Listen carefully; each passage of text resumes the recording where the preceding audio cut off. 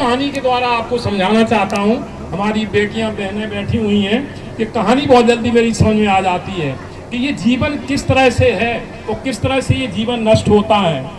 एक टाइम बहुत कम है, मैं बहुत शॉर्ट में ले जाऊंगा कि किस्सा गौतमी थी, श्रावस्ती की रहने वाली थी। तो पहले तो वो लड़की बहुत पतली थी, बिल्कुल जैसे कुछ होता कुछ की तरह से। तो उसकी शादी के लिए जहाँ भी वो जाते थे तो उसको मना कर देते कि एक लड़की बीमार रहती है, बहुत पतली है, हम कैसे इसका साथ शादी करेंगे। फिर किसी तरह से उसकी एक परिवार में शादी हो जाती है। जब शादी हो जाती है उसकी, तो करीब 5-6 साल हो जाते हैं, कोई संतान उत्पन्न नहीं होती है। आप सभी माताएं बहनें जानती हैं कि जब किसी बेटी के या बहू के जब कोई संतान नहीं उत्पन्न होती है तो उसको लोग नाना प्रकार की बातें करते हैं, ताड़ना देते हैं कि तुम पता नहीं किस तरह की हो, कुलक्षणी हो, क्या हो, जो संतान पैदा नहीं हो रही। तत्उपरांत काफी समय के बाद 7वें साल में उसके गर्भ आया और एक बच्चा पैदा हुआ। जब वो बच्चा पैदा हो गया तो जैसे बड़ा हुआ, 5-6 साल का हुआ, तो अपने साथियों के साथ जैसे हम लोग गांव गली में खेलते थे, वो टोली बना के खेलने लगे जाकर के। एक दिन जब वो बालक जब हो गया करीब 12-13 साल का, तो वो एक जंगल जो मैदान था बहुत बड़ा, उस मैदान में वो खेल रहा था, उसके साथी लोग भी खेल रहे थे। तो पहले गेंद हुआ करती थी, वो गेंद उसमें रबड़ की गेंदें नहीं थी, तो ये कपड़े की गेंद बना लेते थे, कस लेते थे सुतली वगैरह से उसको।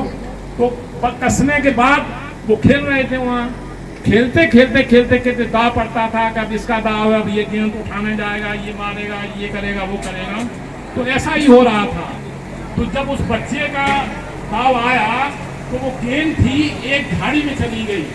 जब झाड़ी में चली गई अंदर, तो उससे कहा कि जाओ भाग के। वो भाग के बेटा गया, वहाँ भागता भागता पहुंचा और गेंद बहुत अंदर पड़ी हुई थी। झाड़ी बहुत ही इतनी थी, बिल्कुल शीतलता थी वहाँ पर।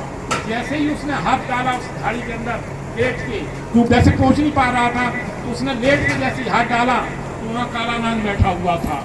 उस काले नाग ने उस बेटे को डस लिया, और जैसे ही काले नाग ने उसको डसा तो उसके मुंह से फफूकर आने लगा और वो वहाँ मूर्छित होकर जल पड़ा। बच्चे कुछ समझ नहीं पा रहे थे, तो बच्चे दौड़ के माँ के पास गए और कहा कि पता नहीं आपके बेटे को क्या हो गया है, और वो बच्चा उठ नहीं रहा है, ना बोल रहा है, और उसके मुंह से फसूकर निकल रहा है। तो जैसे ही माँ ने ये आवाज सुनी तो उसकी दहाड़ निकल गई, क्योंकि उसका इकलौता बेटा था। वो इकलौता बेटा बड़े दिनों के कई साल के बाद उसको प्राप्त हुआ था।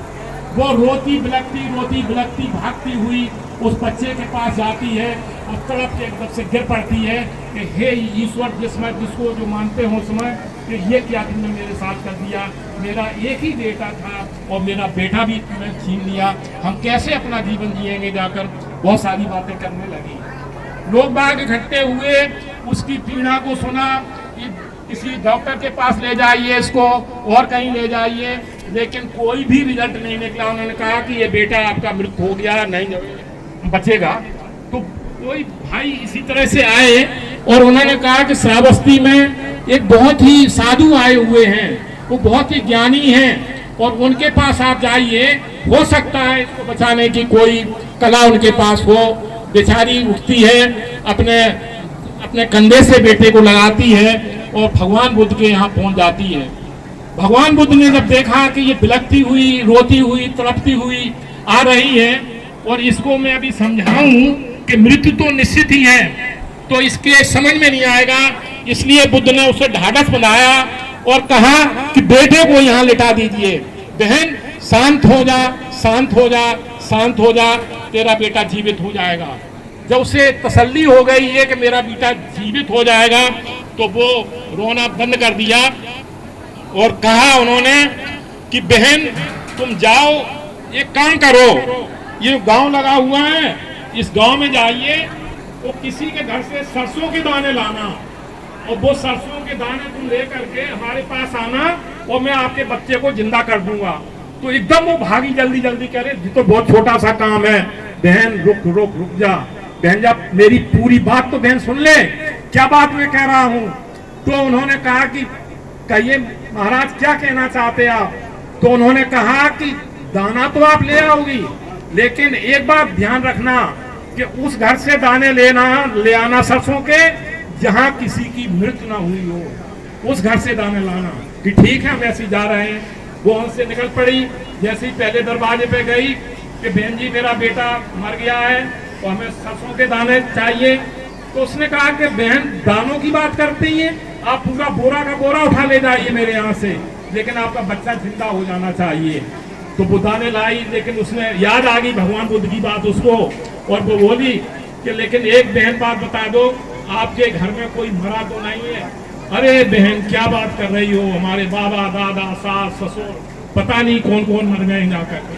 तो कहने का मतलब उसने धीरे धीरे धीरे धीरे इसी तरह पूरा गांव मझिया डाला और उसको कोई घर नहीं मिला कि जिसके घर में किसी की मृत्यु ना हुई हो।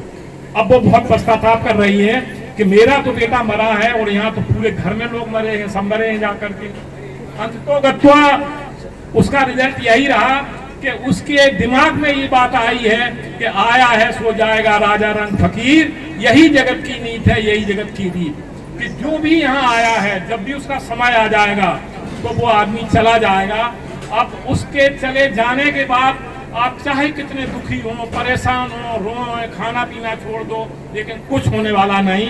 और वो गई भगवान के बुद्ध के पास, उनके चरणों में गिर गई। वो चरणों में गिर के बोली कि तथागत भगवान बुद्ध, आपने मेरा दिमाग खोल दिया। मैं तो अनभिज्ञ थी, मैं इसलिए तड़प रही थी, जब तक मेरा बेटा था मेरे साथ था, और जब मेरा बेटा का समय आ गया तो वो चला गया।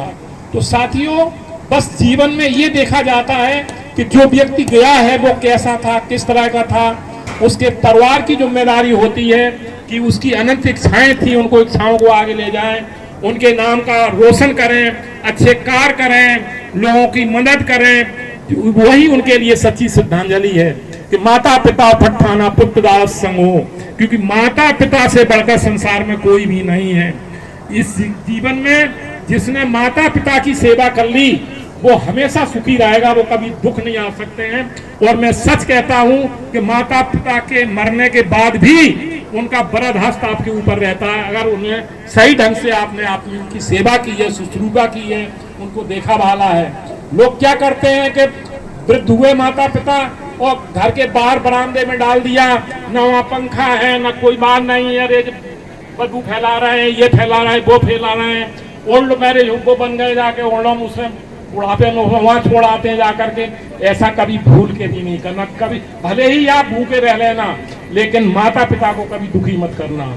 सबसे बड़ा जो काम है वो माता पिता की सेवा करना, दुख दर्द में उनका देखभाल करना, खाने पीने की सही व्यवस्था रखना और उनके कपड़े लत्ते की व्यवस्था करना, सारी व्यवस्था आपको करना, ये मेरा परम कर्तव्य है, परम कर्तव्य है। भगवान बुद्ध का धम्म एक वैज्ञानिक धम्म है। हमारे श्रोमणी साहब ने तमाम उदाहरण देके समझाया आपको कि ये जो अंधविश्वास हमारे बीच में फैला है, बाबा साहब ने भी यही कहा था कि जब तक अंधविश्वास नहीं त्यागोगे तब तक तुम्हारा जीवन आगे नहीं बढ़ेगा। हम कार्ड छपवाते हैं, ब्याह शादी होते हैं, लिखवा देते हैं श्री गणेशाय नमः। भाई मनुष्य जाति है तो मनुष्य जैसा है वैसे ही मनुष्य पैदा होंगे, लेकिन सूंड वाला आदमी कहां से पैदा हो जाएगा? अगर सूंड वाला पैदा होता तो और भी सूंड वाले होते जाकर के। अभी देवी मैया का आप लोग व्रत रखेंगे, बहुत सारी लेडीज रखती हैं जाके नौ दुर्गा का, उसमें आप देख लीजिए कि चार बाह वाली, हाथ में तलवार लिए, तीर लिए, ये लिए, वो लिए। आप किसी भी देवी देवता को लीजिए, हर के हाथ में कोई ना कोई अस्त्र होगा।